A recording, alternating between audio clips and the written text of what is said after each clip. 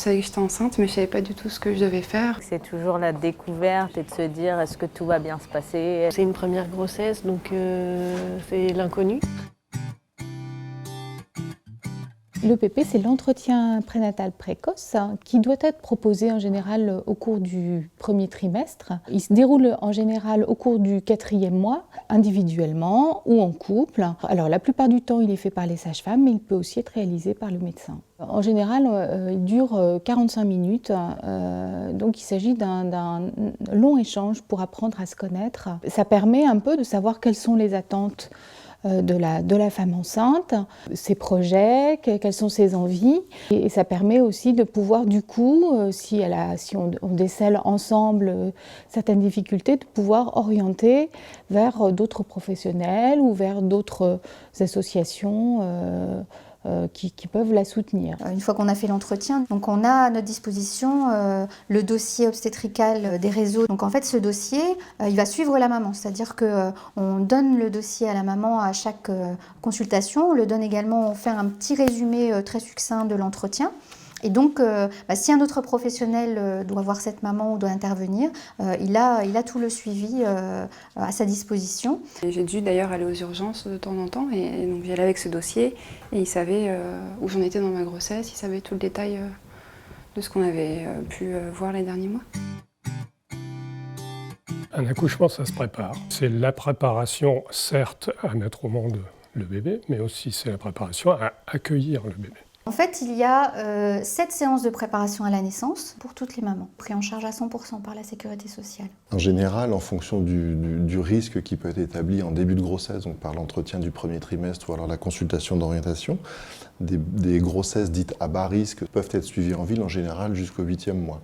Ce que l'on demande systématiquement aux professionnels de santé libéraux, c'est de bien vouloir adresser les patientes dans les maternités dans lesquelles les patientes vont accoucher à partir du 8e mois, de façon à assurer les 2 dernières consultations dans la maternité où les patientes vont venir accoucher. Alors, le choix de la maternité se fait de façon spontanée par les parents qui ont un désir d'accoucher dans telle ou telle structure. Le premier choix, il est souvent familial, l'environnement proche. C'est souvent la recherche de la proximité. Ce qui peut aider à choisir aussi, c'est d'aller visiter les maternités, de savoir ce qui se fait dans telle ou telle maternité. Quand c'est un premier bébé, surtout, il y a beaucoup d'inconnus.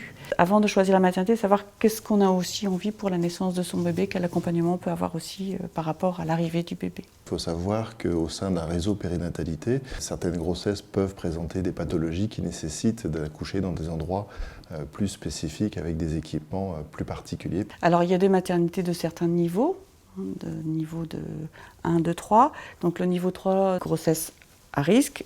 Ensuite, maternité 2, c'est ayant un service de néonatologie pouvant prendre en charge des enfants à partir de 31 ou 33 semaines d'aménorrhée. Et niveau 1, sans service de néonatologie. Ça ne veut pas dire que les maternités sont moins bonnes, c'est juste qu'elles ne sont pas équipées de ce service-là. Même si la grossesse est physiologique et que la maman ne se sent pas bien dans une maternité, il est tout à fait possible de changer de maternité. On a un dossier commun qui permet ça aussi, un transfert d'informations d'une maternité à une autre maternité.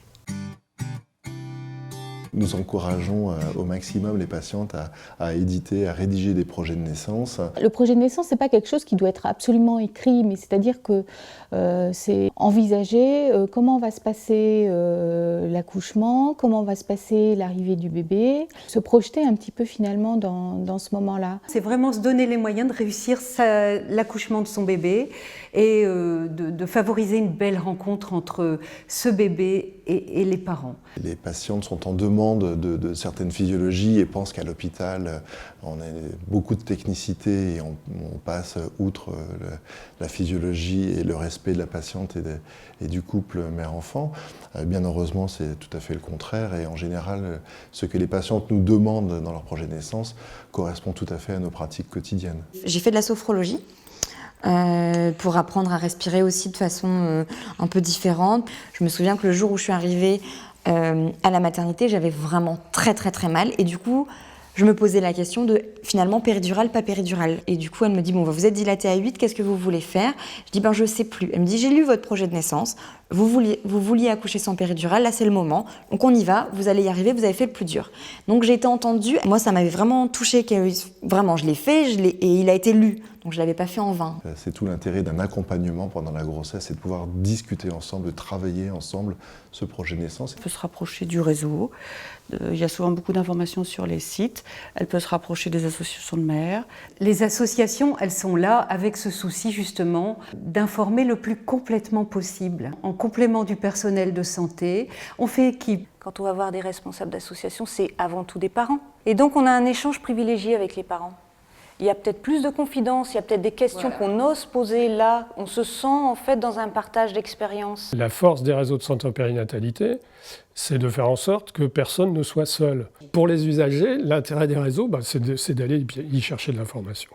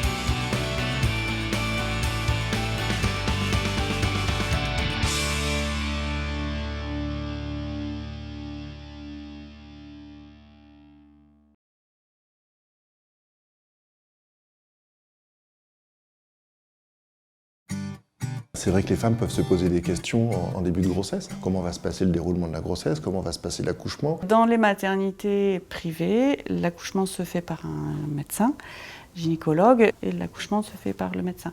Dans les maternités publiques, les accouchements qui se passent bien, c'est la sage-femme qui fait l'accouchement. C'est la sage-femme qui sera de garde ce jour-là, donc ce ne sera pas une continuité personne à personne. Le suivi de la grossesse, la prise en charge de la grossesse ne repose pas que sur une personne, sur un gynécologue ou une sage-femme, mais sur une équipe qui est parfaitement soudée et qui travaille dans les mêmes conditions, avec le même discours, les mêmes langages. La césarienne est un accouchement, comme je l'ai dit, 15 à 20% des patientes, des femmes en France accouchent par césarienne, donc ce qui est quand même pas négligeable. Même si celui-ci est fait dans une enceinte particulière qui est un bloc opératoire et non plus un bloc d'accouchement, nous essayons dans la grande majorité des cas à pouvoir faire en sorte que cet accouchement se fasse dans les meilleures conditions pour l'accueil de ce bébé, avec la maman et le père qui est à ses côtés. C'est quand même un événement absolument extraordinaire dans la vie d'une femme et dans la vie d'un couple. Pour le bébé, il y a une rupture véritable entre la vie d'avant et puis la vie d'après. Le premier geste, c'est poser le bébé sur sa maman, l'essuyer, couper le cordon, laisser papa couper le cordon, et puis c'est tout. Si on le pose sur la mère, à ce moment-là, il va retrouver la chaleur par le contact cutané, il va retrouver l'odeur de sa mère, il va retrouver le bruit de la respiration, le bruit des cœurs, du cœur, et puis la mère se mettant à parler, il va réentendre la voix. Donc tout ça va permettre de le sécuriser, de le rassurer. Et le pot à pot, ça veut dire ne pas perturber ça, ça veut dire ne pas prendre le bébé, même 5 minutes, pour aller faire des soins. Tout ce qui peut être retardé est retardé. Si bien sûr le bébé a besoin de soins médicaux, il les aura. Le bébé qui vient de naître, il est envahi d'hormones de bon stress de la naissance. Et donc il est très compétent, ce bébé-là. Il a les yeux grands ouverts, il s'agrippe, il s'enfouit, il grimpe, il est calme. Il ne pleure pas, donc c'est du stress en moins. Et puis surtout, ça le met en bonne situation pour commencer à rentrer en relation. C'est le propre des humains, justement, aussi. C'est pas que réchauffer un bébé, c'est pas que lui donner à manger, c'est ça aussi, hein, mais c'est aussi créer un lien. Un service de néonatologie accueille bien sûr des enfants prématurés, mais aussi tout nouveau-né qui a besoin de soins particuliers qui ne peuvent pas être réalisés en maternité. Le parcours de parents dans un service de néonat, pour les enfants qui sont extrêmement prématurés, c'est 3 à 4 mois d'hospitalisation. Pour nous, c'est tout faire pour que la maman et le bébé soient en proximité maximale. Donc quand une maman vient d'accoucher prématurément, c'est vrai qu'on va l'accueillir dès que possible dans les chambres mère-enfant à côté du bébé pour qu'elle puisse être présente à tous les soins et dès que possible que le bébé aille même dans sa chambre à elle. On connaît le poids pour ses parents d'avoir à accueillir un enfant prématuré et le stress que ça leur occasionne. Et il y a des études qui ont montré justement que plus on les faisait participer, plus on les impliquait dans les soins du bébé, plus tout ça les apaisait aussi, les rassurait. La sortie, ça s'envisage aussi progressivement pour les parents. Un bébé, il est sortant quand, bien sûr, on considère médicalement qu'il est sortant, mais aussi quand ses parents sont prêts à partir avec lui et se sentent prêts à réaliser des soins à la maison. La question vraiment principale, c'est qu'est-ce qu'on va lui donner à manger à ce bébé? On peut allaiter son bébé avec le lait de sa maman ou on peut partir sur ce qu'on appelle une préparation pour les nourrissons. Et donc je pense qu'en couple, ça vaut le coup de se demander qu'est-ce que j'ai envie? Qu'est-ce qui me plaît dans l'idée d'allaiter? Qu'est-ce qui ne me plaît pas? Actuellement, on a cette possibilité pour des mamans qui hésiteraient à allaiter de donner une première tétée au moment de la naissance, dans la magie de la découverte du bébé, et puis de faire le point. Est-ce que ça me plaît ou est-ce que ça ne me plaît pas? La plupart du temps, on intervient surtout juste après la naissance. Souvent, en fait, on échange avec la maman sur le rythme, on répond à ses questions. Est-ce que bébé a assez? Ça, souvent, elles sont assez inquiètes par rapport à ça. Et puis, du coup, on en profite pendant cet échange pour mettre bébé au sein, parce que c'est l'occasion de revoir un petit peu les positions, les conseils. Et la consultation de lactation, c'est aussi l'accompagnement dans le sevrage, ou alors aussi l'accompagnement dans la reprise du travail et poursuite de l'allaitement maternel. On fait très attention aux bébés allaités pour suivre leur rythme, mais on a aussi à faire attention aux bébés au biberon pour qu'ils puissent manger quand ils ont faim, mais pas de façon excessive non plus. Une fois qu'on estime que la consultation a répondu à ses besoins, on n'hésite pas en fait à les orienter vers des relais qui sont souvent la PMI, le médecin traitant, le pédiatre, les associations de mamans allaitantes. Et puis on se tient à leur disposition, on leur dit qu'elles peuvent nous rappeler quand elles veulent.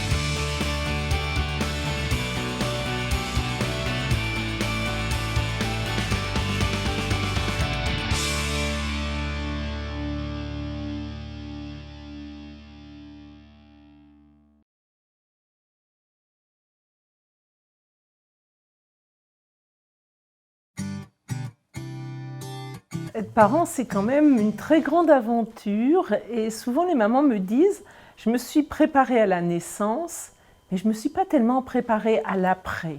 Donc un bébé, c'est 24 heures sur 24, 7 jours sur 7, très dépendant. Un bébé, ça ne peut pas faire des caprices. Ils ont un cerveau qui fait 25% de celui d'un adulte.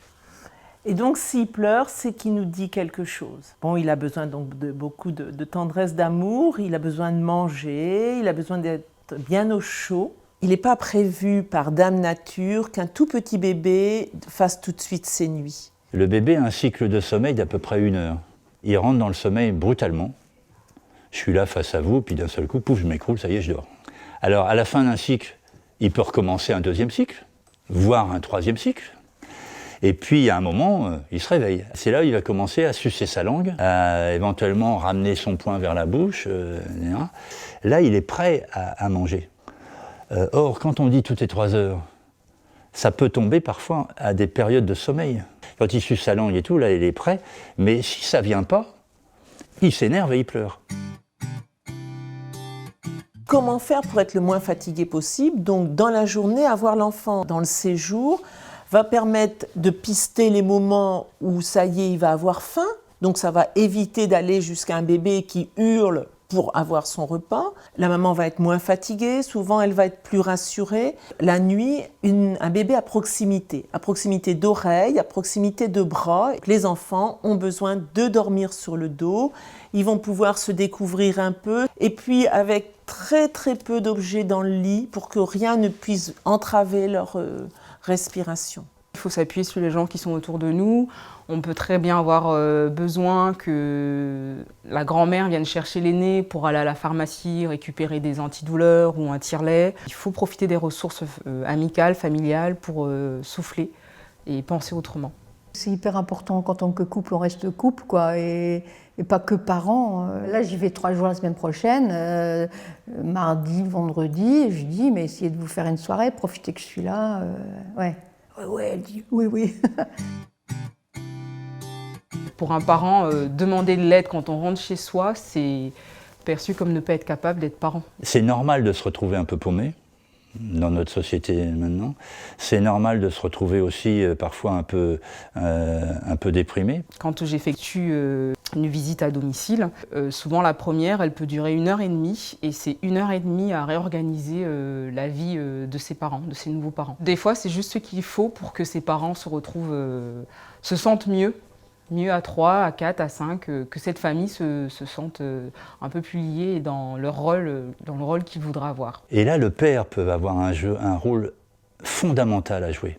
Le père, c'est l'élément qui va soutenir la mère, lui montrer qu'il a confiance en elle, l'accompagner dans son cheminement. Toujours une attitude à peu près semblable qui est une attitude de protection. Les associations, à ce moment-là, elles sont là pour aider à poser les choses, à déposer les choses, ce qui est lourd, et à permettre petit à petit de dégager ce lien qui est unique et qui va donner la force justement de traverser les difficultés. Et ça a été une révélation, cette rencontre avec l'association, parce que j'ai été écoutée, parce que j'ai été respectée dans mon vécu, j'ai été entendue dans ma souffrance. J'ai rencontré d'autres mamans qui avaient des enfants à peu près du même âge que la mienne. Ça permettait aussi d'étoffer un peu mon réseau, de me faire des copines. Je me suis fait des vraies amies aussi dans cette association-là.